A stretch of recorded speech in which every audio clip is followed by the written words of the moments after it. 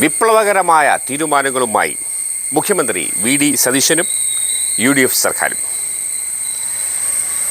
ചോദ്യങ്ങൾ കൊണ്ട് ഉത്തരം മുട്ടിക്കാമെന്ന് കരുതിയ മാധ്യമപ്രവർത്തകരെ കൃത്യമായി ഉത്തരം നൽകി ഉത്തരം മുട്ടിച്ചും പൊക്കി മുഖ്യമന്ത്രി അദ്ദേഹത്തിൻ്റെ കഴിവ് തെളിയിക്കുന്നു. ചില്ലറക്കാരനല്ല നമ്മുടെ മുഖ്യമന്ത്രി വി.ഡി. സതീശൻ. അദ്ദേഹത്തിൻ്റെ വാക്കുകളിലേക്ക്. മന്ത്രിസഭാ യോഗ തീരുമാനങ്ങൾ അനുസരിച്ച് PM ശ്രീ പദ്ധതിയെ സംബന്ധിച്ചുള്ള വിശദമായ ഒരു ചർച്ചയിൽ കഴിഞ്ഞ ഗവൺമെന്റ് PM ശ്രീ പദ്ധതിയിൽ ഒപ്പുവെച്ചിട്ടുണ്ടായിരുന്നു. അപ്പോൾ ഇപ്പോൾ കേരള ഗവൺമെന്റ് അതിൽ പങ്കാളിയാണ്. മാത്രമല്ല 99 കോടി രൂപയിലധികം അവിടെ നിന്ന് ഈ പദ്ധതിയുമായി ബന്ധപ്പെട്ട് വാങ്ങിച്ചിട്ടുണ്ട്. തടഞ്ഞു വെച്ച പണം തന്നിട്ടുണ്ട്. അതുകൂടാതെ ഒരു 106 കോടി രൂപ കേന്ദ്ര ഗവൺമെന്റ് അനുവദിച്ചിട്ടുണ്ട്. ഇതാണ് അതിന്റെ കാര്യം. അതിനെ ആശയപരമായി അതിനോടുള്ള എതിർപ്പ് കരിക്കുലം ഫ്രീഡത്തിൽ കേന്ദ്ര സർക്കാർ ഇടപെടരുത് എന്നതാണ്. 2, ഇത് നടപ്പാക്കുന്ന സ്കൂളുകൾ തിരഞ്ഞെടുക്കാനുള്ള അവകാശം സംസ്ഥാന ഗവൺമെന്റിന് നൽകണം എന്നതാണ്. അപ്പോൾ ഒരു കാരണവശാലും കരിക്കുലം സ്വാതന്ത്ര്യത്തിൽ, അത് തീരുമാനിക്കാനുള്ള സ്വാതന്ത്ര്യത്തിൽ, സംസ്ഥാന സർക്കാരിനുള്ള സ്വാതന്ത്ര്യത്തിൽ ഇടപെടാൻ ഒരു കാരണവശാലും അനുവദിക്കില്ല. 2, സ്കൂൾ സെലക്ഷൻ അത് സംസ്ഥാന സർക്കാർ തന്നെ തീരുമാനിക്കും. ഇതുമായി ബന്ധപ്പെട്ട കാര്യങ്ങൾ കേന്ദ്ര സർക്കാരിനെ അറിയിക്കാൻ PM ശ്രീ പദ്ധതിയുമായിട്ടുള്ള UDF സർക്കാരിന്റെ ആശയപരമായ നിലപാടുകൾ അറിയിക്കാനുള്ള കാര്യങ്ങൾ തയ്യാറാക്കുന്നതിന് വേണ്ടി പൊതുവിദ്യാഭ്യാസ മന്ത്രി ശ്രീ ഷംസുദ്ദീൻ കൺവീനറും മന്ത്രിമാരായ Shri Roji M. John, Shri PC Vishwanath, Shri M. Liju എന്നിവർ അംഗങ്ങളുമായിട്ടുള്ള ഒരു കമ്മിറ്റി, മന്ത്രിസഭാ ഉപസമിതിയെ നിയമിച്ചിട്ടുണ്ട്. അവര് റിപ്പോർട്ട് സമർപ്പിക്കും. അതുപോലെ വളരെ പ്രധാനപ്പെട്ട ഒരു ഭരണ പരിഷ്കാര നടപടി ഇന്നത്തെ മന്ത്രിസഭാ യോഗം തീരുമാനിച്ചു. ഞങ്ങൾ പരിശോധിച്ചപ്പോൾ നിരവധി ഫയലുകൾ ധനകാര്യ വകുപ്പിലേക്ക് വരികയാണ്. നിരവധി ഫയലുകൾ, ആവശ്യമില്ലാത്ത ഫയലുകൾ ധാരാളമായി വരികയാണ്. അതിൽ ഭൂരിഭാഗം ഫയലുകളും ധനപരമായ കോഡ് ഓഫ് കോണ്ടക്ട് അറിയാതെ വരുന്ന ഫയലുകളാണ് വിവിധ ഡിപ്പാർട്ട്മെന്റുകളിൽ.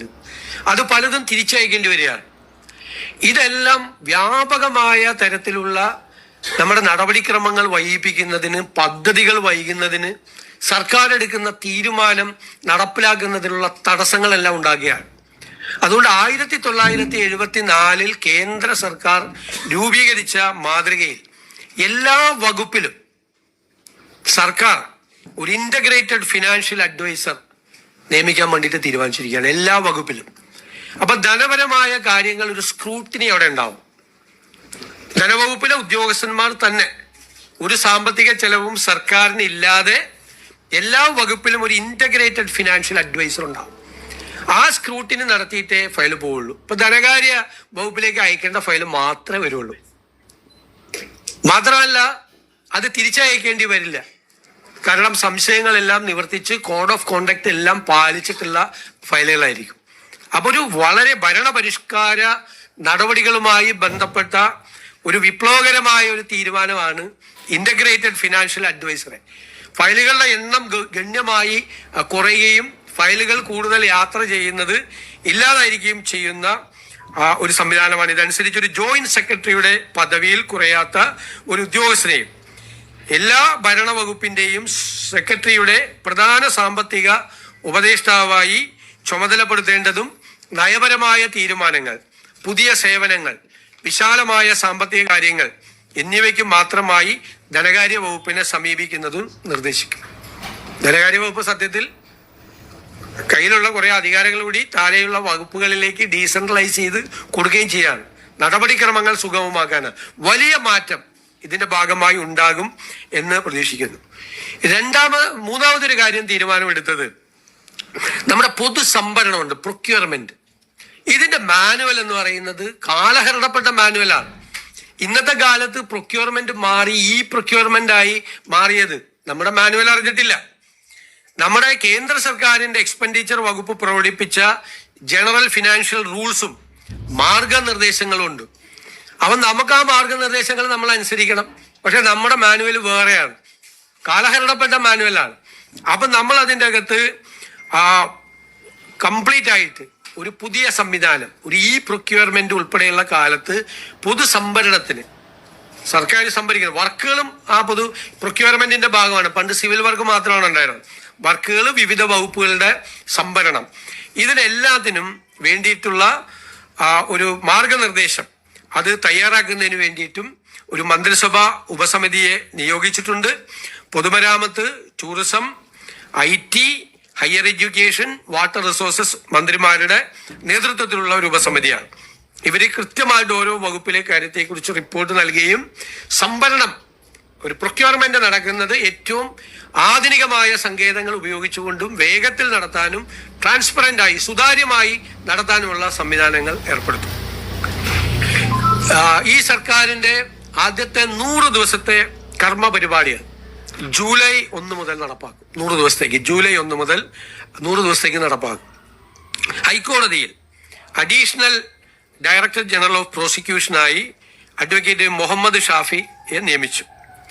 Kerala cashew board MD and ചെയർമാനായി G ഉണ്ണികൃഷ്ണനെ നിയമിക്കാൻ വേണ്ടി തീരുമാനിച്ചു. ഇതാണ് സുപ്രധാനമായ തീരുമാനങ്ങൾ എടുത്തത്. മറ്റൊരു വലിയ വളരെ അഭിമാനകരമായ ഒരു വാർത്ത, നിരവധി വർഷക്കാലമായി തർക്കങ്ങൾ കൊണ്ട് നിലനിന്നിരുന്ന പട്ടികജാതി വിഭാഗത്തിൽപ്പെട്ട 7 പേരുമായി ബന്ധപ്പെട്ട എറണാകുളം മലയിടം തുരുത്ത് പരിയത്തുകാവിലെ വിഷയം ഈ സർക്കാർ വന്ന് 1 മാസം പൂർത്തിയാകുന്നതിന് മുമ്പ് അത് ഭംഗിയായി അത് പരിഹരിച്ചു. ഭൂവുടമയും അവരും തമ്മിൽ ഒരു എഗ്രിമെന്റ് ഉണ്ടാക്കി. ആ എഗ്രിമെന്റിന്റെ ഭാഗമായി അവർക്ക് 7 വീടുകൾ ഞങ്ങൾ നിർമ്മിച്ചു കൊടുക്കും. 1000 സ്ക്വയർ ഫീറ്റിന്റെ വീട് കൊടുക്കും. അതേ ഭൂമിയിൽ, തർക്കഭൂമിയിൽ തന്നെ അവർക്ക് 5 സെന്റ് വീതം ഭൂമി കിട്ടി. അവർക്കൊരു പൊതുവഴി ഉണ്ടാക്കിയിട്ടുണ്ട്. ആ പൊതുവഴി പഞ്ചായത്ത് നിർമ്മിച്ചു കൊടുക്കും. രമ്യമായ പരിഹാരം. നിങ്ങൾക്കറിയാം, ഞങ്ങളുടെ സർക്കാർ വന്നതിന്റെ പിറ്റേ ദിവസമാണ് 15ാമത്തെ റിക്കവറി നടപടി നടന്നത്. കുറെ ആളുകളൊക്കെ അവിടെ പോയി സമരമൊക്കെ ചെയ്തു. 14 പ്രാവശ്യം ഈ റിക്കവറി നടപടി നടന്നിട്ട് ഒരു ചെറുവിരൽ പോലും ആരും അനക്കിയില്ല. ഞങ്ങളുടെ മുമ്പിൽ ആദ്യം ഈ കേസ് വന്നപ്പോൾ തന്നെ ഞങ്ങളത് കൈകാര്യം ചെയ്തു. AGയെ കോടതിയിൽ ഹാജരാക്കി. AGയോട് നിർദ്ദേശം കൊടുത്ത് 2 ആഴ്ചത്തെ സമയപരിധി കോടതിയിൽ നിന്ന് വാങ്ങിച്ച് 2 കൂട്ടരുമായി നിരന്തരമായി സംസാരിച്ച് അത് ഒത്തുതീർപ്പിൽ എത്തിച്ച് എഗ്രിമെന്റ് വെച്ച് ആ എഗ്രിമെന്റ് കോടതിയെ അറിയിക്കാൻ തീരുമാനിച്ചിട്ടുണ്ട്. സമയബന്ധിതമായി ആ പ്രശ്നത്തിന് പരിഹാരം ഉണ്ടാക്കും. ഈ കാര്യത്തിന് നേതൃത്വം കൊടുത്ത ഉന്നത വിദ്യാഭ്യാസ മന്ത്രി Shri Roji M. ജോണിനെയും Kunnathunad MLA Shri VP സജീന്ദ്രനെയും ഞാൻ പ്രത്യേകമായി ഈ അവസരത്തിൽ അഭിനന്ദിക്കുക കൂടി ചെയ്യുന്നു. ഒരിക്കലും UDF അധികാരത്തിൽ വന്ന നടപ്പാക്കില്ലെന്ന് രാഷ്ട്രീയപരമായി പറയാം. പ്രത്യേകിച്ചും PK കുഞ്ഞാലിക്കുട്ടിക്ക് പറഞ്ഞത് പുള്ളിക്കാലത്ത് നടപ്പാക്കില്ലെന്നാണ്. മാത്രമല്ല, ദേശീയ വിദ്യാഭ്യാസ നയം അല്ല, ചോദിച്ചു ഒരു ചോദ്യം ചോദിക്കും അങ്ങനെ സംസാരിക്കല്ലേ. പാഠ്യപദ്ധതി പരിഷ്കരണം മാത്രമല്ലല്ലോ, മറ്റു പല കാര്യങ്ങളില്ലേ? അല്ല, അത് എല്ലാ കാര്യങ്ങളും പരിശോധിക്കുന്നേ അല്ല ഞാൻ പറഞ്ഞത്. ഇപ്പൊ ഗവൺമെന്റ് അതിൽ പങ്കാളിയാണ്. സംസ്ഥാന സർക്കാർ PM-ശ്രീ പദ്ധതിയിൽ പങ്കാളിയാണ്. മരവിപ്പിച്ചെന്ന് പറയുന്ന തീരുമാനം എന്താ? ഇത് എന്ന് മുതലെടുത്ത തീരുമാനങ്ങളാണിത്. മുഴുവൻ തീരുമാനങ്ങൾ ഇവിടെ എടുത്തിട്ടുണ്ടല്ലോ. ഇതെല്ലാം നേരത്തെ തന്നെ തീരുമാനിച്ച് എടുത്തിരിക്കുന്ന കാര്യങ്ങളല്ലേ. ഇവിടുത്തെ ഫിനാൻസിന്റെ അനുമതിയോടുകൂടി എല്ലാ തീരുമാനങ്ങളും എടുത്തുകൊണ്ടാണ് ഇത് ചെയ്തിരിക്കുന്നത്. 2024 തീരുമാനം എടുത്തിട്ടുണ്ട് ഇത് സംബന്ധിച്ച്. 2024 അതടക്കമുള്ള തീരുമാനങ്ങൾ എടുത്തിട്ടുണ്ട്. കഴിഞ്ഞ ഗവൺമെന്റാണ് ഒപ്പുവെച്ചത്, ഞങ്ങളെല്ലാം ഒപ്പുവെച്ചത്. ഇപ്പോ ഗവൺമെന്റ്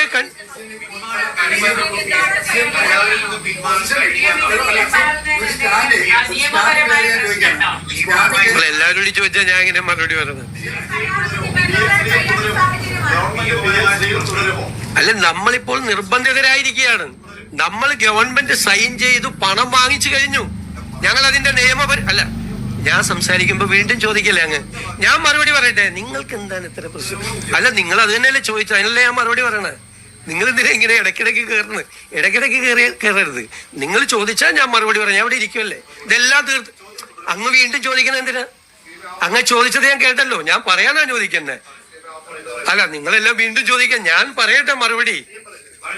ഞാൻ പറഞ്ഞത് ഇപ്പോൾ PM-ശ്രീ പദ്ധതിയിൽ സംസ്ഥാന സർക്കാർ അംഗമാണ്. ഈ കേരള എഗ്രിമെന്റ് ഒപ്പുവെച്ചു. അതിന്റെ ഭാഗമായി പണം വാങ്ങിച്ചു കഴിഞ്ഞു. അതിന്റെ ഭാഗമായിട്ടാണ് നമ്മൾ നിൽക്കുന്നത്.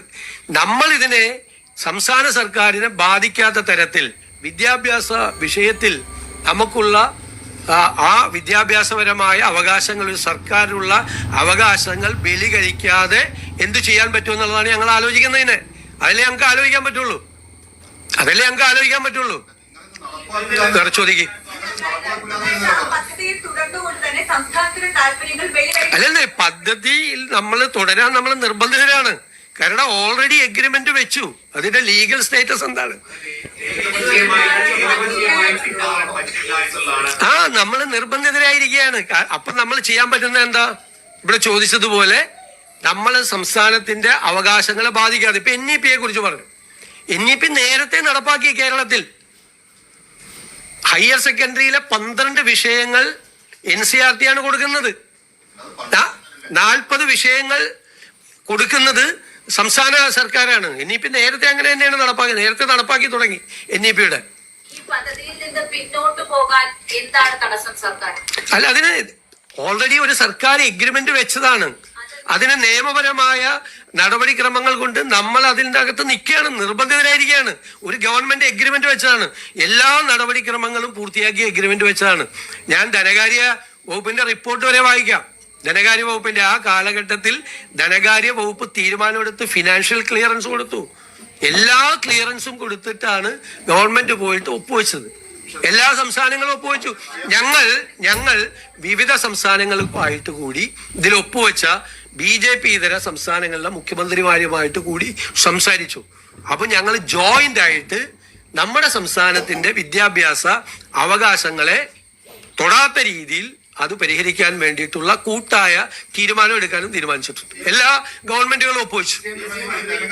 കഴിഞ്ഞ സർക്കാർ പറഞ്ഞിരുന്നത് ഈ സംസ്ഥാനത്തിനെ ബാധിക്കുന്ന തരത്തിൽ ഈ തീരുമാനങ്ങൾ നടപ്പാക്കില്ല. ആ നയം തന്നെ അവരെന്താ പറഞ്ഞിരുന്നത്? അവര് ഒരു കാരണവശാലും ഒപ്പുവെക്കില്ല എന്നാണ് തുടർച്ചയായിട്ട് പറഞ്ഞിരുന്നത്. ഒപ്പുവെക്കില്ല. ഞങ്ങൾ എന്തിനാ എതിർത്തത്? നിങ്ങൾ അന്നത്തെ എന്റെ മറുപടി കേട്ടു നോക്ക്. ഒപ്പുവെക്കില്ല എന്ന് പറഞ്ഞിട്ട് മന്ത്രിസഭാ അംഗങ്ങളെ പോലും ഇരുട്ടിൽ നിർത്തി ഇവർ പോയി ഒപ്പുവെച്ചു, ആരെ അറിയിക്കാതെ. എന്നിട്ട് മന്ത്രിസഭാ യോഗത്തിൽ മുഖ്യമന്ത്രിക്കും പൊതുവിദ്യാഭ്യാസ മന്ത്രിക്കും മാത്രം അറിയാം ഇതിൽ ഒപ്പുവെച്ച കാര്യം. എന്നിട്ട് CPI മന്ത്രിമാർ അപ്പോഴും ഒപ്പുവെക്കരുത് എന്ന് വാദിച്ചുകൊണ്ടിരിക്കുകയാണ് മന്ത്രിസഭാ യോഗത്തിൽ. മന്ത്രിസഭാ അംഗങ്ങളെ പോലും ഇരുട്ടിൽ നിർത്തിയാണ് അന്ന് ഒപ്പുവെച്ചത്, ആരോടും പറയാതെ. ഇല്ലെങ്കിൽ ഞങ്ങൾ ഇതിൽ ഒപ്പുവെക്കുന്നു. ഈ തീരുമാനം ഒപ്പുവെക്കാതിരിക്കാൻ പറ്റില്ല. ഇതിന്റെ അകത്ത് വേറൊരു പ്രശ്നമുള്ളത്, 1100 കോടി രൂപ കൂടി അവിടെ നിന്ന് കിട്ടാനുണ്ട് പണം. ഇപ്പൊ 106 കോടി രൂപ അനുവദിച്ചത് ഉൾപ്പെടെ 1100 ചില്ലാൻ കോടി രൂപ കിട്ടാനുണ്ട്. ഈ പണം എന്ന് പറയുന്നത് കേന്ദ്രം നൽകുന്ന ഔദാര്യം അല്ലല്ലോ. ഈ പണം നമ്മൾ ഈ പണം നമുക്ക് വേണ്ടേ? നമ്മൾ കൊടുക്കുന്ന GSTയുടെ പകുതി കൊണ്ടുപോകുന്നത് കേന്ദ്ര സർക്കാരാണ്. കേരളത്തിലെ ജനങ്ങൾ കൊടുക്കുന്ന GSTയുടെ പകുതി, ഇവിടെ നിന്ന് കൊടുക്കുന്ന ഇൻകം ടാക്സ് മുഴുവനായി കൊണ്ടുപോകുന്നത് കേന്ദ്ര സർക്കാരാണ്. അപ്പൊ കേന്ദ്രത്തിൽ നിന്ന് കിട്ടുന്ന പണം എന്ന് പറയുന്നത് നമ്മുടെ അവകാശമാണ്. അത് അവര് നൽകുന്ന ഔദാര്യമല്ല. ഒരു കാരണവശാലും ഒരു വർഗീയ അജണ്ടയോ ഒരു കമ്മ്യൂണൽ അജണ്ടയോ നടപ്പാക്കാൻ സമ്മതിക്കാതെ കരിക്കുലത്തിന് പൂർണ്ണമായ സ്വാതന്ത്ര്യത്തോടു കൂടി നമ്മൾ ചെയ്യുള്ളൂ. ഇനി വേറെ വിഷയം ഉണ്ടെങ്കിൽ പറയാം, ഞാൻ പറഞ്ഞു കഴിഞ്ഞു. ഇനി വേറെ വല്ല വിഷയം ഉണ്ടെങ്കിൽ നിങ്ങൾ തമ്മിൽ ആദ്യം ഒരു ധാരണയെത്ത്. ആര് ചോദിക്കണം എന്നൊരു ധാരണയെത്ത്. ചോദിച്ചവരെ തന്നെ ചോദിച്ചുകൊണ്ടിരിക്കല്ലേ. അത് പത്രസമ്മേളനം നടത്തിപ്പിന്റെ ഒരു നിങ്ങളൊരു 2-3 പേര് വന്നിട്ട് വെയിറ്റ് ഞാൻ സംസാരിക്കാം. അങ്ങ് സംസാരിക്കാൻ പാടില്ല. അങ്ങ് സംസാരിക്കുമ്പോൾ ഞാൻ കേട്ടുകൊണ്ടിരിക്കും. ഞാൻ സംസാരിക്കുന്ന ഇടയിൽ പാടില്ല. നിങ്ങളൊരു 3 പേര് വന്നിട്ട് കഴിഞ്ഞ പ്രാവശ്യം ഞാൻ ശ്രദ്ധിച്ച് മനഃപൂർവ്വം നിരന്തരമായി ഒരേ ചോദ്യങ്ങൾ ചോദിച്ച് മറ്റുള്ള മാധ്യമപ്രവർത്തകർക്ക് അവസരം തരാതിരിക്കാൻ വേണ്ടി ശ്രമിക്കുക. പണ്ട് നിങ്ങൾ ഇഷ്ടമുള്ള ചോദ്യങ്ങളാണ് ഈ പത്രസമ്മേളനത്തിൽ ചോദിച്ചിരുന്നത്. അതായത് ഇവിടെ ഇരിക്കുന്ന ആൾക്ക് ഇഷ്ടമുള്ള ചോദ്യങ്ങൾ. ആ ജോലി ചെയ്തിരുന്ന ആളുകൾ നിങ്ങൾ വന്ന് 3 പേര് നിരന്തരമായി കഴിഞ്ഞ പ്രാവശ്യം ഇപ്രാവശ്യം വന്നു. ഏതൊക്കെ മാധ്യമ സ്ഥാപനങ്ങളിൽ നിന്നാന്ന് ഞാൻ പറയുന്നില്ല. നിരന്തരമായി ഈ പത്രസമ്മേളനത്തെ തടസ്സപ്പെടുത്താൻ ശ്രമിക്കുന്നത് ഒരു ശരിയായ രീതിയല്ല. ഇനി വേറെ ആരെങ്കിലും ചോദിക്കട്ടെ. ഇവരൊക്കെ ഇവിടെ എത്ര പ്രാവശ്യം ചോദിക്കുന്നു? പിന്മാറാൻ വേണ്ടി കേന്ദ്രത്തിന് കഴിഞ്ഞ തവണ ഒരു കത്ത് നൽകിയെന്ന് മുൻ വിദ്യാഭ്യാസ മന്ത്രി ശിവൻകുട്ടി പറഞ്ഞിട്ടുണ്ട്. അങ്ങനെ ഒരു കത്ത് പോയിട്ടില്ല. പിന്മാറാൻ വേണ്ടിയിട്ടുള്ള ഒരു കത്ത് ഇവിടെ നിന്ന് പോയിട്ടില്ല. RSSന്റെ വേദിയിൽ പോയി അത് ആ വിഷയം ഇനിയും ആവർത്തിക്കാൻ സാധ്യത. അതിൽ ഗവർണറോട് വൈസ് ചാൻസലർമാരോട് വിശദീകരണം നേടാൻ എന്തെങ്കിലും ആവശ്യമോ അഭ്യർത്ഥനയോ സർക്കാർ? ഇനി ഭയങ്കര രസകരമായിട്ടുള്ള കുറെ കാര്യങ്ങൾ ഇവിടെ നടന്നുകൊണ്ടിരിക്കുക. ഞാനത് പറയാം. ഒന്നാമത്തെ കാര്യം, കള്ളപ്രചരണങ്ങളാണ് സർക്കാർ വന്ന് 1 മാസം ആകുന്നതിന് മുമ്പ് മുഴുവൻ നടത്തിയത്. വൈസ് ചാൻസലർമാർ RSS പരിപാടിയിൽ പങ്കെടുത്തപ്പോൾ അതിനെ ശക്തമായി വിമർശിച്ചു. ഞാൻ വിമർശിച്ചു. തെറ്റാണ്. വൈസ് ചാൻസലർമാരുടെ പദവിക്ക് ചേർന്നതല്ല. സംഘപരിവാറിന്റെ ഒരു പ്രധാനപ്പെട്ട സംഘടനയുടെ പരിപാടിയിൽ പോയി പങ്കെടുത്ത് ഞാൻ വിമർശിച്ചു. വിമർശനം മാത്രം പോരാ എന്ന് പറഞ്ഞ് പ്രതിപക്ഷ നേതാവ് പത്രസമ്മേളനം നടത്തി. ആ പ്രതിപക്ഷ നേതാവ് മുഖ്യമന്ത്രിയായിരുന്ന സമയത്ത് കേരളത്തിലെ 4 വൈസ് ചാൻസലർമാർ RSS പരിപാടിയിൽ പങ്കെടുത്തു. അത് തെറ്റാണെന്ന് പോലും അദ്ദേഹം മുഖ്യമന്ത്രിയായിരുന്നപ്പോൾ പറഞ്ഞിട്ടില്ല. തെറ്റാണെന്ന് പറഞ്ഞിട്ടില്ല. നിങ്ങളത് ആലോചിച്ച് നോക്കിയേ. അദ്ദേഹം മുഖ്യമന്ത്രിയായിരുന്നപ്പോൾ 4 വൈസ് ചാൻസലർമാർ RSS പരിപാടിയിൽ പങ്കെടുത്തിട്ട് അത് തെറ്റ്, ഞാൻ പറഞ്ഞതുപോലെ ആശയപരമായിട്ടുള്ള കടുത്ത അഭിപ്രായ വ്യത്യാസം പ്രകടിപ്പിച്ച് ഗുരുതരമായ തെറ്റാണ് എന്ന് ഞാൻ പറഞ്ഞപ്പോ എന്നെ വിമർശിക്കുകയാണ്. അന്ന് ഒരക്ഷരം വേണ്ടിയിട്ടില്ല ഇന്നത്തെ പ്രതിപക്ഷ നേതാവ്, അന്നത്തെ മുഖ്യമന്ത്രി. മാത്രമല്ല അന്നത്തെ ഉന്നത വിദ്യാഭ്യാസ മന്ത്രി അതിനെ ന്യായീകരിച്ചു. ഒരു പരിപാടിയിൽ വൈസ് ചാൻസലർമാർ പോകുന്നതിൽ തെറ്റില്ല എന്ന് പറഞ്ഞു. അതിലൊരു വൈസ് ചാൻസലർ CPM അനുഭാവിയായിട്ടുള്ള ഒരാളായിരുന്നു. CPM സംഘടനയുടെ നേതാവായിരുന്ന ഒരാൾ ആ വൈസ് ചാൻസലർമാരുടെ കൂട്ടത്തിലുണ്ടായിരുന്നു RSS പരിപാടിയിൽ പങ്കെടുത്തത്. അതിനെ വിമർശിച്ചില്ല എന്നും മാത്രമല്ല അതിനെ ന്യായീകരിക്കൂടെ. ഒരു തെറ്റുമില്ല എന്ന് ഉന്നത വിദ്യാഭ്യാസ മന്ത്രി പറഞ്ഞു. ഇത്ര പെട്ടെന്ന് ഒന്നും മറന്നുപോകരുത്. എന്നിട്ട് ഞങ്ങൾക്കെതിരായിട്ട് വ്യാപകമായ പ്രചരണം, വൈസ് ചാൻസലർമാർക്കെതിരായിട്ട് നടപടിയെടുക്കാൻ എന്താണ് ഗവൺമെന്റിന്റെ അധികാരം നമുക്കറിയാലോ. അതൊക്കെ നമുക്ക് ചർച്ച ചെയ്യും. നിയമങ്ങൾ കൊണ്ടുവരണം വന്ന എന്തെല്ലാം കള്ളപ്രചരണം നടക്കുന്നത്. ഇതൊരു കള്ളപ്രചരണം. രണ്ടാമത്തത് എന്താണ്, തൂഫാൻ പരിപാടിക്ക് നേതൃത്വം കൊടുക്കുന്ന ആഭ്യന്തരമന്ത്രിയുടെ സ്റ്റാഫിൽ വീട്ടിൽ നിന്ന് കഞ്ചാവ് പിടിച്ച ഒരാളെ സ്റ്റാഫാക്കി. പച്ചക്കള്ളല്ലേ പ്രചരിപ്പിച്ചത്. അങ്ങനത്തെ ഒരാളെ സ്റ്റാഫിനെ വെച്ചിട്ടില്ല. ഇപ്പോഴും വെച്ചിട്ടില്ല, അതിനു മുമ്പും വെച്ചിട്ടില്ല, ഒരു സമയത്തും വെച്ചിട്ടില്ല. ഞാനും ആഭ്യന്തരമന്ത്രിയും കൂടി ഇരുന്ന് ചിരിക്കുക. കാരണം അദ്ദേഹം തരുന്ന പ്രപ്പോസല് ഞാൻ അപ്രൂവ് ചെയ്ത് കൊടുത്തിട്ടാണ് അദ്ദേഹത്തിന്റെ സ്റ്റാഫ് വന്നത്. അങ്ങനെ ഒരു പ്രപ്പോസൽ അദ്ദേഹം തന്നിട്ടുമില്ല, ഞങ്ങൾ അപ്രൂവ് ചെയ്തിട്ടില്ല. ഇല്ലാത്ത കഥ. മനസ്സിലായിക്കോട്ടെ. ഇതൊന്നും അല്ല. എന്റെ കുറെ മാധ്യമങ്ങൾ അത് ഏറ്റുപിടിക്കുക. മനസ്സിലായില്ലേ? പിന്നെ KSRTCയിൽ ചരിത്രപരമായ വിപ്ലവകരമായ ഒരു പരിപാടി സൗജന്യ യാത്ര നടപ്പാക്കി ഇല്ലേ? ആ സൗജന്യ യാത്ര നടപ്പാക്കിയപ്പോൾ സിറ്റി ബസ്, ഓർഡിനറി ബസ്സല്ല സിറ്റി ബസ്സാക്കി മാറ്റിയെന്നും പറഞ്ഞു വ്യാജ പ്രചരണം നടത്തി. ഒറ്റ ബസ് പോലും ഓർഡിനറി ബസ്, സിറ്റി ഫാസ്റ്റ് ആക്കിയിട്ടില്ല. സിറ്റി ഫാസ്റ്റ് ഇപ്പോ പല സൗകര്യത്തിനും വേണ്ടി തിരുവനന്തപുരത്ത് ഓർഡിനറി ആക്കിക്കൊണ്ടിരിക്കുക. സിറ്റി ഫാസ്റ്റ് കള്ളപ്രചരണം. അതിന്റെ ഗ്രേസ് കളയാൻ വേണ്ടി കേരളത്തിൽ സ്ത്രീകൾക്ക് വേണ്ടി നടപ്പാക്കിയ ഒരു വിപ്ലവകരമായ പദ്ധതിയുടെ ഗ്രേസ് കളയാൻ വേണ്ടി പച്ചക്കള്ളം പ്രചരിപ്പിച്ചു. പച്ചക്കള്ളം. ഓർഡിനറി ബസ് കുറയ്ക്കാൻ വേണ്ടിയിട്ട്, നമ്പർ കുറയ്ക്കാൻ വേണ്ടി. ഇന്നലെ കണക്ക് വന്നല്ലോ, എത്ര ലക്ഷം പേരാണ് അതിൽ യാത്ര ചെയ്തതെന്ന്. ആവേശഭരിതരായി. എണ്ണം കൂടിയിട്ടല്ലേ യാത്ര ചെയ്തത്, എണ്ണം കുറഞ്ഞില്ലല്ലോ, കൂടുതൽ ചെയ്ത്. ഇന്നലത്തെക്കാളും കൂടുതൽ ആളുകളല്ലേ ഇന്ന് യാത്ര ചെയ്തത്. നുണ പ്രചരിപ്പിക്കുകയാണ്. പിന്നെ വേറൊരു വാർത്ത, ഈ സഹകരണ സ്ഥാപനങ്ങളിലെ മുഴുവൻ ഫീസ് കൂട്ടി UDF സർക്കാർ വന്ന ഉടനെ തന്നെ വ്യാപകമായ പ്രചരണമാണ്. ഫെബ്രുവരിയിൽ കഴിഞ്ഞ സർക്കാരാണ് കൂട്ടിയത്. എഴുതി വെച്ചോ, കഴിഞ്ഞ സർക്കാരാണ് കൂട്ടിയത് ഫെബ്രുവരിയിൽ. ഞങ്ങളല്ല കൂട്ടിയത്. ഞങ്ങൾ അധികാരത്തിൽ വന്നതിന് ശേഷം 1 രൂപ കൂട്ടിയിട്ടില്ല.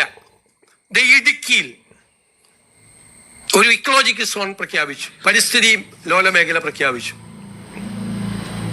ഉടനെ ഇടുക്കി CPM ജില്ലാ സെക്രട്ടറി ഉൾപ്പെടെയുള്ള നേതാക്കൾ പറയാണ്, VD സതീശന്റെ നേതൃത്വത്തിലുള്ള സർക്കാർ വന്ന ഉടനെ ഇടുക്കിയിൽ പരിസ്ഥിതി ലോലമേഖല പ്രഖ്യാപിച്ചു. ഈ ഗവൺമെന്റ് ഒരു കത്തടപാട് കേന്ദ്ര ഗവൺമെന്റായി നടത്തിയിട്ടില്ല. ഇതെല്ലാം നടത്തിയത് ആരാ? 21/12/2024 കേന്ദ്ര സർക്കാർ കേന്ദ്ര വനം പരിസ്ഥിതി വകുപ്പിന് സമർപ്പിച്ചിരുന്നു ഈ റിപ്പോർട്ട്. ഇതിന്റെ ഇക്കോ സെൻസിറ്റീവ് സോൺ പ്രപ്പോസൽ കേന്ദ്ര സർക്കാർ ആവശ്യപ്പെട്ട പ്രകാരമുള്ള സ്റ്റാൻഡേർഡ് ഫോർമാറ്റിൽ തയ്യാറാക്കി 2024 കൊടുത്തു. തുടർന്ന് 5/4/2025 ഇതുമായി ബന്ധപ്പെട്ട അധിക വിവരങ്ങൾ സമർപ്പിച്ചു. അതിനുശേഷം ഈ സംരക്ഷിത വനപ്രദേശങ്ങളുടെ ഈ സെറ്റ് പ്രപ്പോസൽ ഉൾപ്പെടുന്നില്ല എന്ന് ചെറിയ സ്ഥലങ്ങൾ അധിക വിവരം വീണ്ടും കൊടുത്തു. തുടർന്ന് പ്രസ്തുത പ്രപ്പോസൽ സംബന്ധിച്ച് wild life institute of India ആവശ്യപ്പെട്ട പ്രകാരമുള്ള അധിക വിവരങ്ങൾ കൂടി വിശദമാക്കി പുതുക്കിയ ഇക്കോ സെൻസിറ്റീവ് സോൺ പ്രപ്പോസൽ കേന്ദ്ര സർക്കാരിന് 13/10/2025 സമർപ്പിച്ചിരുന്നു. അതനുസരിച്ചിട്ടാണ് പ്രപ്പോസൽ പ്രകാരം ഇരവികുളം, ചിന്നാർ, കുറിഞ്ഞിമല, ആനമുടി ഷോല, പാമ്പാടും ഷോല എന്നീ സംരക്ഷിത പ്രദേശങ്ങളുടെ കരട് ഇക്കോ സെൻസിറ്റീവ് സോൺ വിജ്ഞാപനം കേന്ദ്ര സർക്കാർ 2/6/2026 പ്രസിദ്ധീകരിച്ചത്.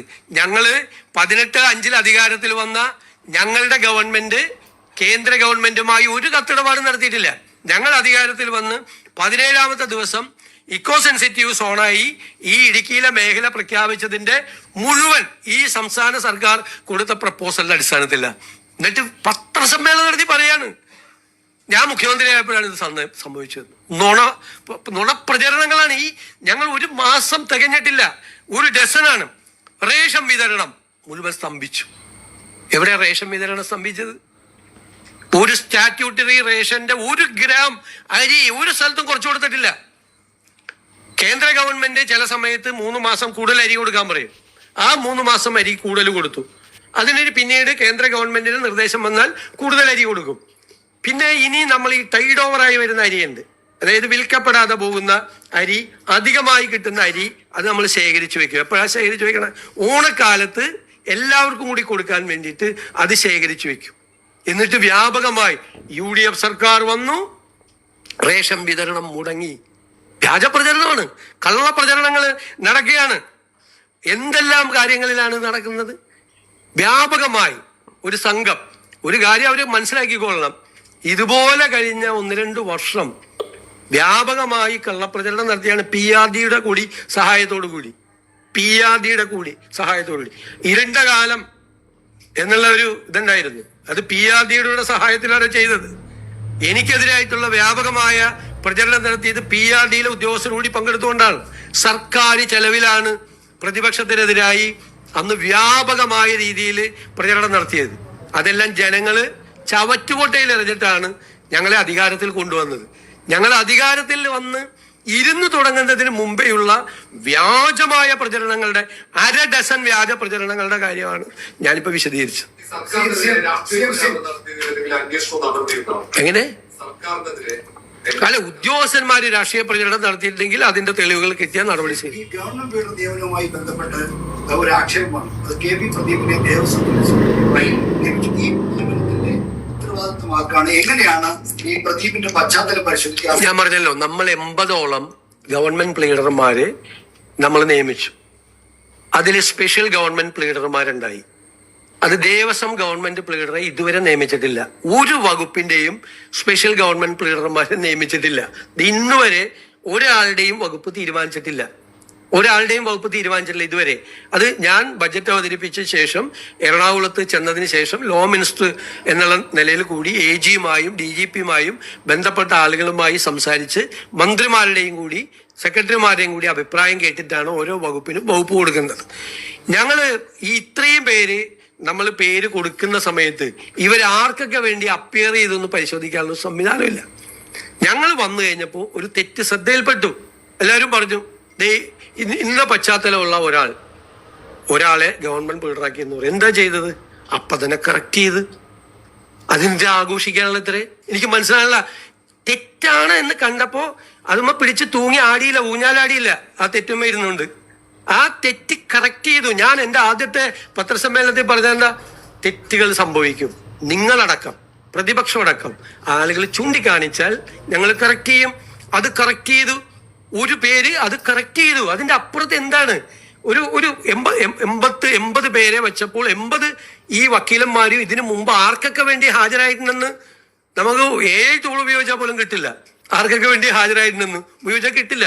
അപ്പൊ അത് വന്നപ്പോ ഒരു തെറ്റ് ചൂണ്ടിക്കാണിച്ചു. പിന്നെ ഉത്തരവാദിത്തം. ഇതിപ്പോ പിന്നെ ചിലര് പറഞ്ഞു മന്ത്രിസഭ അറിയാതെയാണ് ഗവൺമെന്റ് പ്ലീഡർമാരെ നിയമിച്ചതെന്ന്. ഇങ്ങനെയൊന്നും തമാശ പറയരുത്. മന്ത്രിസഭയിൽ ഇത് ടേബിൾ ചെയ്തിട്ട് ഇത് ചെയ്യാൻ പാടുള്ളൂ. മന്ത്രിസഭയിൽ ടേബിൾ ചെയ്ത് അവർക്കെല്ലാം മന്ത്രിസഭാ അംഗങ്ങൾക്ക് കോപ്പി കൊടുത്തിട്ടാ. ഇനി ആ തെറ്റ് തിരുത്തിയെങ്കിലും അതിന്റെ പൂർണ്ണമായ ഉത്തരവാദിത്തം എനിക്കാണ്, എനിക്ക് മാത്രമാണ്, വേറെ ആർക്കുമല്ല. ഞാനല്ലല്ല, പലരും പല പ്രപ്പോസലും തന്നിട്ടാണ്. ആ പ്രപ്പോസലുകളാണ് പല രീതിയിൽ മന്ത്രിമാരുൾപ്പെടെയുള്ള ആളുകളും ഒക്കെ തരുന്ന പ്രപ്പോസൽസ് ആണ് പരിഗണിച്ച് ലോ ഡിപ്പാർട്ട്മെന്റ് അതിനകത്തൊരു ഫൈനൽ ഇതാക്കി ടേബിൾ ചെയ്യുന്നത്. ഇത് മന്ത്രിസഭയുടെ അംഗീകാരം തേടിയാണ് വെക്കുന്നത്. ഒരാളെയും അങ്ങനെ ഒരു പേര് തന്നതിന്റെ പേരിൽ കുറ്റപ്പെടുത്താൻ ഞാൻ തയ്യാറല്ല. അതിന്റെ ഉത്തരവാദിത്തം എനിക്കാണ്. എനിക്ക് ഉത്തരവാദിത്തം ആയതുകൊണ്ടാണ് ഞാൻ കറക്റ്റ് ചെയ്തത്.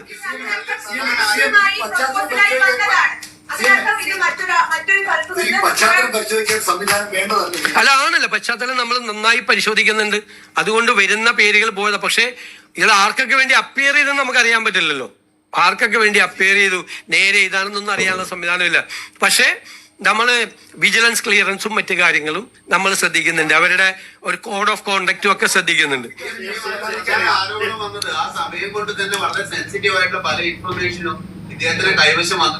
അതൊക്കെ വേറെ, അതല്ലേ ഞാൻ പറഞ്ഞത്.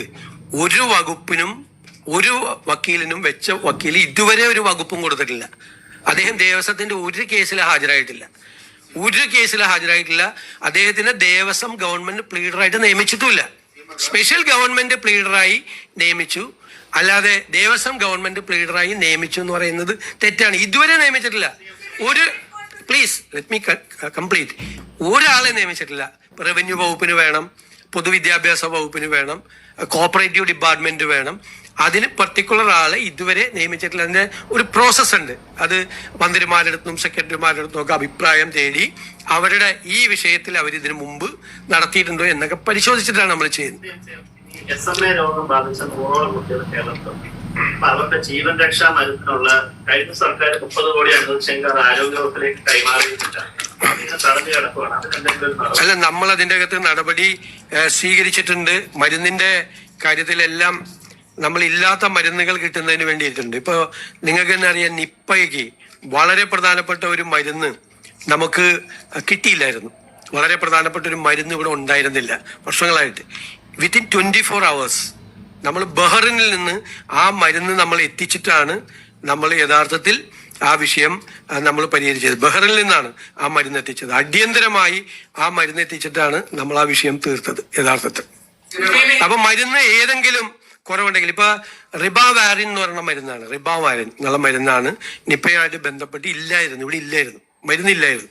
അപ്പൊ ആ മരുന്നാണ് നമ്മൾ 24 hours ബഹ്റിനിൽ നിന്ന് സ്പെഷ്യൽ ഇതായിട്ട് വരുത്തിയിട്ട് ഇപ്പൊ എല്ലാ സ്ഥലത്തും കൊടുത്തു. നമ്മൾ പർച്ചേസ് ചെയ്തിട്ടുണ്ടായില്ല ഈ മരുന്ന്. വളരെ പ്രധാനപ്പെട്ട ഒരു മരുന്നാണ്. ഒന്ന് നിപ്പ സോണാണല്ലോ, നമ്മുടെ എല്ലാ വർഷവും ഇങ്ങനെ വരുന്നതല്ലേ. വിമാനത്താവളത്തിലെ കേസിൽ പരാതി തിരിച്ചറിയും എല്ലാത്തിനും ഒരു പ്രതികാരം കാണാൻ പോണത്. അല്ലല്ല, നിങ്ങളിത് അറിയണ്ടേ?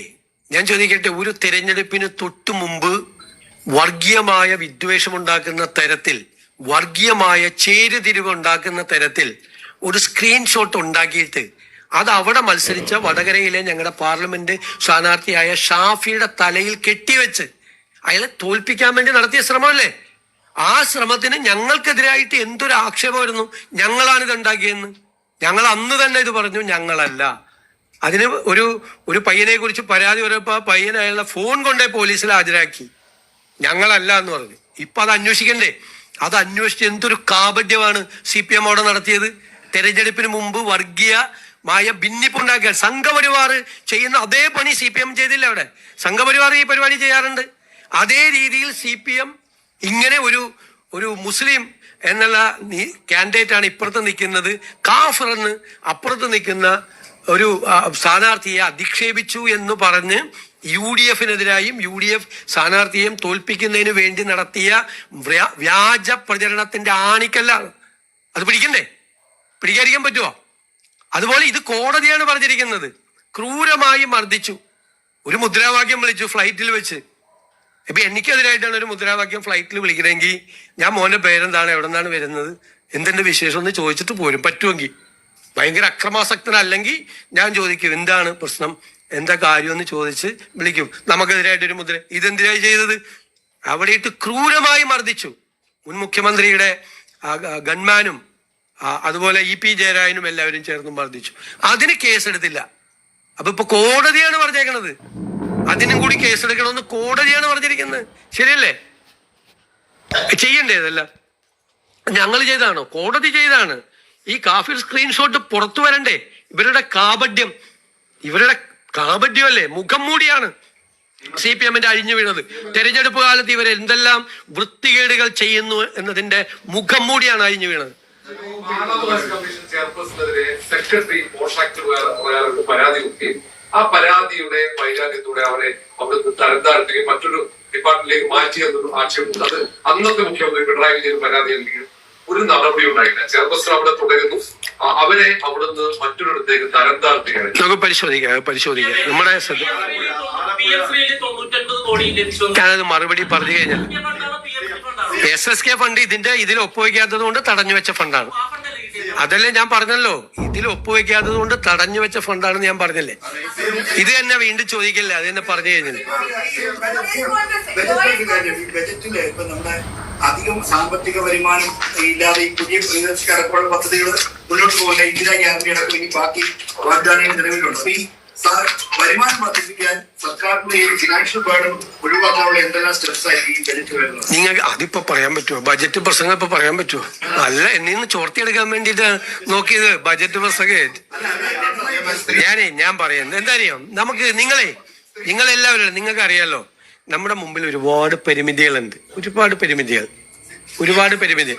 ഹലോ കേക്ക്, ഞാൻ പറയണേ, ഒരുപാട് പരിമിതികൾ നമ്മുടെ മുമ്പിലുണ്ടല്ലോ. ഇതൊരു റിവൈസ്ഡ് ബജറ്റാണിത്. റിവൈസ്ഡ് ബജറ്റ് 35,000 കോടി രൂപയുടെ പ്ലാൻ വെച്ചിട്ട് 20,500 കോടി ഇല്ല.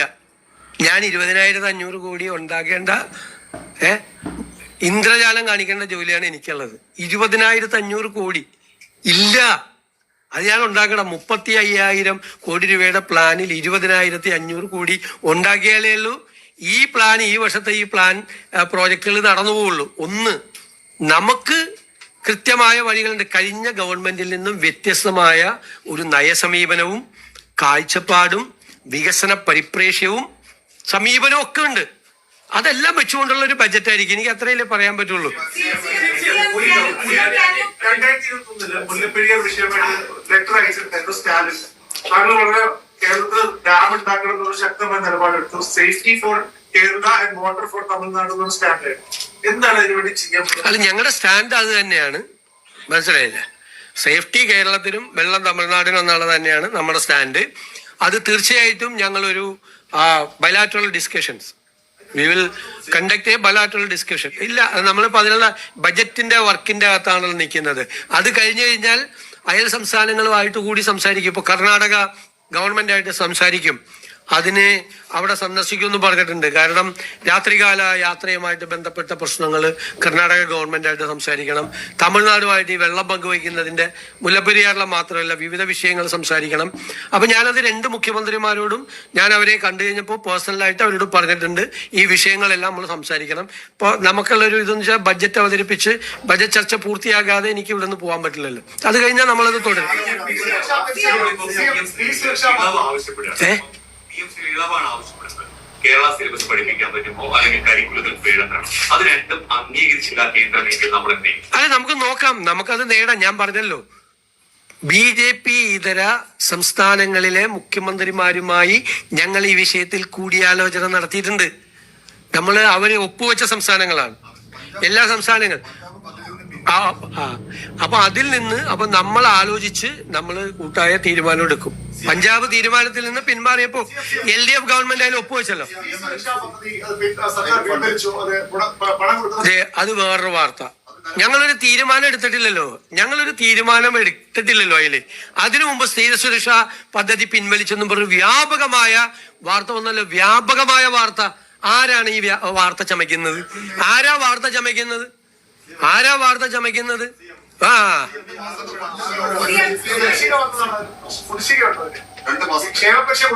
ഞങ്ങൾ ഇങ്ങോട്ട് വന്നല്ലേ ഉള്ളു. വരട്ടെ, അതിൽ തീരുമാനം എടുക്കണം. അതുകൊണ്ടാണ് അതിനകത്ത് തീരുമാനം. ഞാൻ ചോദിക്കരുത്, എപ്പോഴാ ഈ പദ്ധതി പ്രഖ്യാപിച്ചത്? 10 കൊല്ലം ഉണ്ടായിട്ട് സ്ത്രീ സുരക്ഷയെ കുറിച്ച് ഒരു കാര്യം ഉണ്ടായിരുന്നില്ലല്ലോ. ലോക്കൽ ബോഡി ഇലക്ഷൻ കൂടി തോറ്റു. ഫെബ്രുവരിയിലാണ് പ്രഖ്യാപിക്കുന്നത്. പോണ പോക്കിന് ഫെബ്രുവരിയിലാണ് നടപ്പാക്കുന്നത്. ഫെബ്രുവരിയിലെ ലോക്കൽ ബോഡി ഇലക്ഷൻ തോറ്റ് കഴിഞ്ഞിട്ട് അസംബ്ലി ഇലക്ഷന്റെ പ്രഖ്യാപിക്കുന്നതിന് തൊട്ട് മുമ്പ് ഒരു പദ്ധതി അങ്ങ് പ്രഖ്യാപിക്കുക.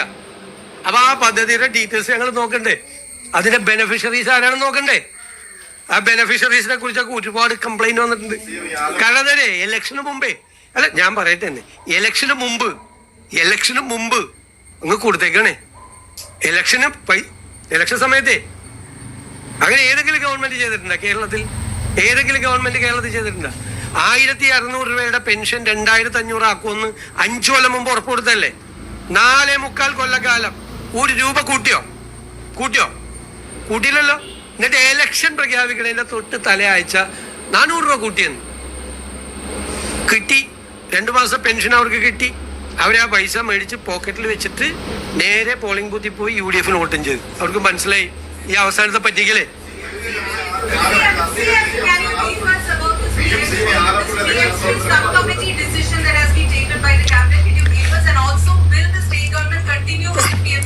Today, the cabinet convened and we have taken a decision to form a cabinet subcommittee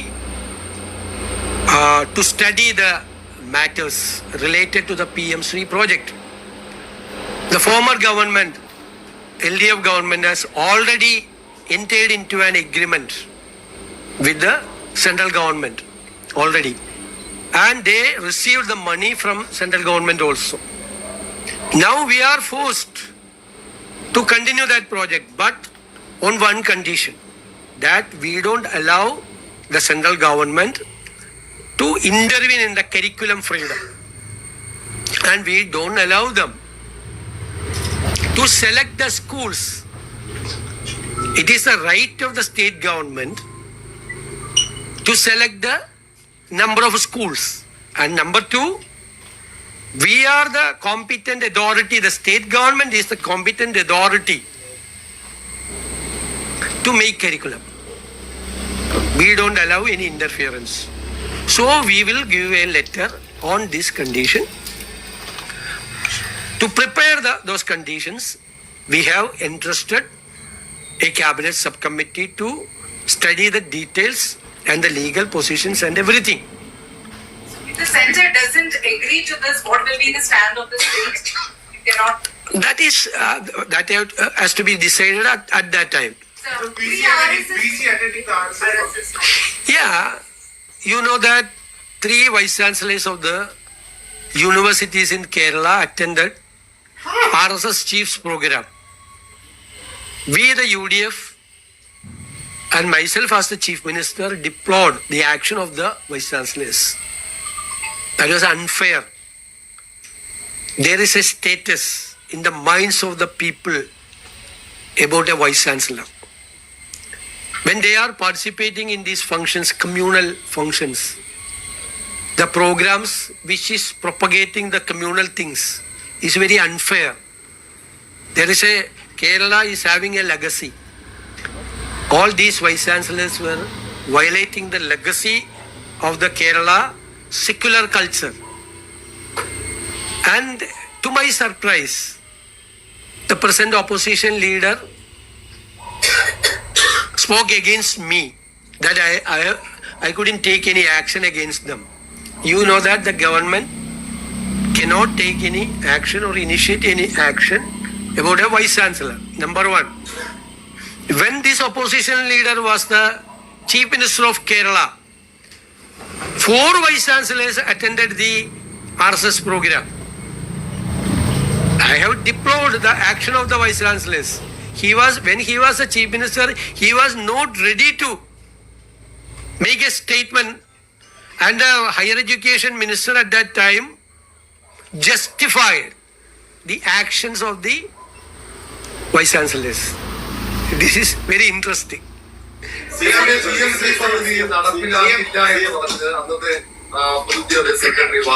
പറഞ്ഞ ഈ പോയിന്റ് പറഞ്ഞു കഴിഞ്ഞാൽ വേറെ വല്ലതും Revenue deficit grant 20% since you are going to present the budget. So what will be the take of the state on that? You know, the RD grant. And it's very difficult to make a budget. We are facing that challenge. You know that they have made a statement that the expected income from the revenue deficit grant is 14,000 crore. And they expected the devolution awarded by the 16th Finance Commission will be 5,000 crores. So we lost. There is 20,500 crores are not there because the 16th Finance Commission has taken a decision not to award the revenue deficit grant, and they awarded the devolution as 2.32 only. The expected by the last government was 2.8, but got only 2.32. 14,000 plus 5,000 plus other some grants. We have to find out 20,500 crores. That is the challenge.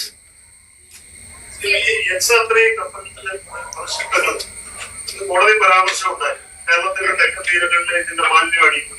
അതുപോലെ തന്നെ ഇതിൽ അസാധ soil നീക്കം ചെയ്തു എന്ന് പറയുന്നത് വസ്തുതാവിരുദ്ധമാണെന്നാണ് ഇങ്ങനെ സംഭവിച്ചിട്ടുണ്ട്. അത് വളരെ അപകടകരമായ രീതിയിലുള്ള പ്രത്യാഘാതങ്ങളാണ്. അന്നത്തെ സർക്കാർ അതിനുള്ള വേണ്ടത്ര നടപടികൾ സ്വീകരിച്ചിട്ടില്ല. ഈ ഗവൺമെന്റ് അത് സംബന്ധിച്ച മുഴുവൻ റിപ്പോർട്ടുകളും ശേഖരിച്ച് അതിശക്തമായ നിയമ നടപടികളും മറ്റു നടപടികളും എടുക്കും. കാരണം ഈ ഷിപ്പ് നമുക്ക് കിട്ടിയ വിവരം അനുസരിച്ച് ഇത് ചെരിഞ്ഞാണ് കിടക്കുന്നത്. അവിടെ നിന്ന് വലിയ ലീക്ക് ഇപ്പോഴും ഉണ്ട്. അപ്പൊ തീരപ്രദേശത്ത് വളരെ അപകടകരമായ രീതിയിൽ ഉണ്ടാകാവുന്ന പാരിസ്ഥിതിക പ്രശ്നങ്ങൾ അടക്കമുള്ള ഗുരുതരമായ പ്രശ്നങ്ങൾ ഉണ്ടാകാൻ സാധ്യതയുണ്ട് എന്നുള്ളതാണ് റിപ്പോർട്ട്. അപ്പൊ അത് സ്റ്റഡി ചെയ്ത് ഇമ്മീഡിയറ്റ് ആയിട്ട് നമുക്ക് ചെയ്യാൻ പറ്റാവുന്ന എല്ലാ നടപടികളും സ്വീകരിക്കും. വലിയൊരു പബ്ലിക് പ്രഷർ വന്നപ്പോഴാണ് ഒരു അഡ്മിറാലിറ്റി സൂട്ട് പോലും അന്നത്തെ ഗവൺമെന്റ് അത് ഫയൽ ചെയ്തത്. അതിന് പോലും താല്പര്യം ഉണ്ടായില്ല അന്നത്തെ ഗവൺമെന്റിന്. ഗവൺമെന്റിന്റെ ഭാഗത്തുണ്ടായ വലിയ ഫോൾട്ടാണ്.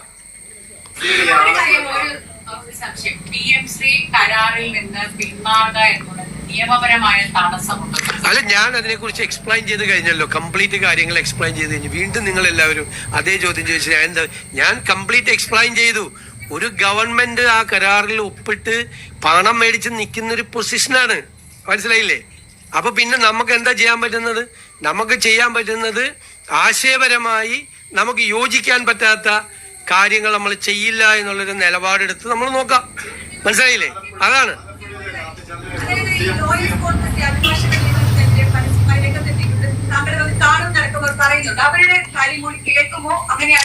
അതൊക്കെ പാർട്ടി പ്രവർത്തകരായിട്ട് ബന്ധപ്പെട്ട എല്ലാ കാര്യങ്ങളും വന്ന് കേൾക്കും. അവരാരും അല്ല ഇതിന്റെ ഗവൺമെന്റ് ബിൽഡർമാരെ നിയമിക്കേണ്ടത്. അവരാരും അല്ല നിയമിക്കേണ്ടത്. അതിനൊക്കെ പാർട്ടിക്കകത്ത് പാർട്ടി അല്ലല്ലോ ഇത് ഗവൺമെന്റ് അല്ലേ ഇതിനകത്ത് തീരുമാനം. അവർക്ക് പാർട്ടിക്കകത്ത് അഭിപ്രായം പറയാം. എന്നോട് വന്ന് അവരുടെ അഭിപ്രായം പറയാം. അവർക്ക് പരാതി ഉണ്ടെങ്കിൽ. പിന്നെ പരാതി ഉണ്ടെങ്കിൽ ആദ്യം മാധ്യമങ്ങളോടല്ലല്ലോ പറയണ്ടത്, ഞങ്ങളോടല്ലേ പറയണ്ടത്. അല്ല, അത് ഞാൻ കണ്ടില്ല കത്ത്. ശരി, അപ്പൊ ഒന്നുമില്ല. ദേ അവസാനത്തെ ചോദ്യത്തിന് വരെ മറുപടി പറയണ്ട. ഇത് 9 ചോദ്യം ചോദിച്ചാൽ അങ്ങനെ പറയണേ. നുണ പ്രചരണങ്ങൾ കൊണ്ടും കെട്ടിച്ചമച്ച കഥകൾ കൊണ്ടുമൊക്കെ ഒരു വ്യക്തിയെ തേജോവധം ചെയ്യാം എന്ന് കരുതുന്നത് വെറും വിഡ്ഢിത്തം മാത്രമാണ്. പ്രത്യേകിച്ച് ആർജവമുള്ള നിലപാടുള്ള ഒരു വ്യക്തിത്വത്തെ അത്ര പെട്ടെന്നങ്ങനെ താറടിക്കാൻ കഴിയില്ല എന്നതൊരു സത്യം മാത്രമാണ്. വെറും 30 ദിവസത്തിനുള്ളിൽ വികസനത്തിൻ്റെ ഓരോ കാര്യങ്ങളും വ്യക്തമായി ചെയ്യുന്ന UDF സർക്കാരിന് മുഖ്യമന്ത്രി VD സതീശനും എല്ലാവിധ ആശംസകളും നേരുന്നു. ജനങ്ങളെ ദ്രോഹിക്കാതെ നല്ല തീരുമാനങ്ങളുമായി മുന്നോട്ട് പോകാൻ കഴിയട്ടെ എന്ന് പ്രത്യാശിച്ചുകൊണ്ട് മറ്റൊരു വാർത്തയുമായി നമുക്ക് വേഗം കണ്ടുമുട്ടേണ്ടതുണ്ട്. അതിലെല്ലാവർക്കും നല്ലൊരു ദിവസം ആശംസിക്കുന്നു. Good luck.